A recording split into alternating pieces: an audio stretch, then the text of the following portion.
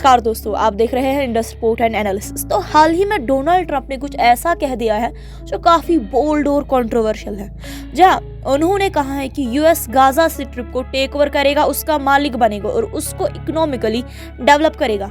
अब ये उन्होंने 4 फरवरी यानी कि कल व्हाइट हाउस में Israeli prime minister Benjamin Netanyahu के साथ एक जॉइंट प्रेस कॉन्फ्रेंस के दौरान कही और इसके तुरंत बाद बेंजामिन नेतन्याहू ने डोनाल्ड ट्रंप को इजराइल का सबसे बड़ा दोस्त करार दिया। The U.S. will take over the Gaza Strip, and we will do a job with it too.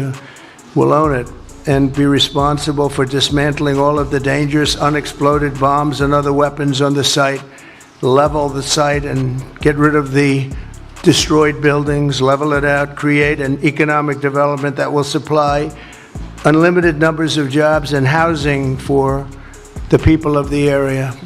Do a real job. Do something different. Just can't go back. If you go back, it's going to end up the same way it has for 100 years.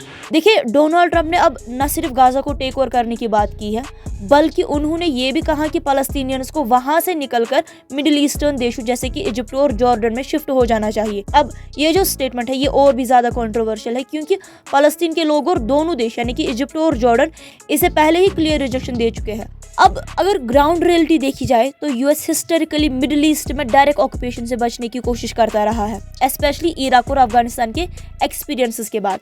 देखिए, आप भी जानते हैं कि Gaza एक highly volatile reason है जहां Hamas का स्ट्रॉन्ग होल्ड है और वहां यूएस का डायरेक्ट इंटरवेंशन सिर्फ एक मिलिट्री कॉगमायर बन सकता है। अब जो इजराइल है वो भी कहीं ना कहीं गाजा का डायरेक्ट कंट्रोल नहीं लेना चाहता, क्योंकि उसके लिए ये एक लॉन्ग टर्म हेडेक बन सकता है। नेतन्याहू और इजराइल की गवर्नमेंट अभी भी ये सोच रही है कि गाजा का फ्यूचर क्या हो, लेकिन अभी तक कोई क्लियर रोड मैप नहीं है। अब ट्रंप ने जो इकोनॉमिक डेवलपमेंट की बात की है उसका भी कोई सॉलिड बेस नहीं लगता। देखिए, गाजा ऑलरेडी ब्लॉकेडेड है, इंफ्रास्ट्रक्चर डिस्ट्रॉय हो चुका है और अगर वहां लार्ज स्केल इन्वेस्टमेंट होता भी है ना तो सिक्योरिटी चैलेंजेस सबसे बड़ा इशू बनेंगी और यूएस का फोकस अभी चाइना और इंडो पैसिफिक पर है। तो मिडिल ईस्ट में इतना बड़ा इकोनॉमिक कमिटमेंट देना उसके लिए एक क्वेश्चनेबल स्टेप होगा।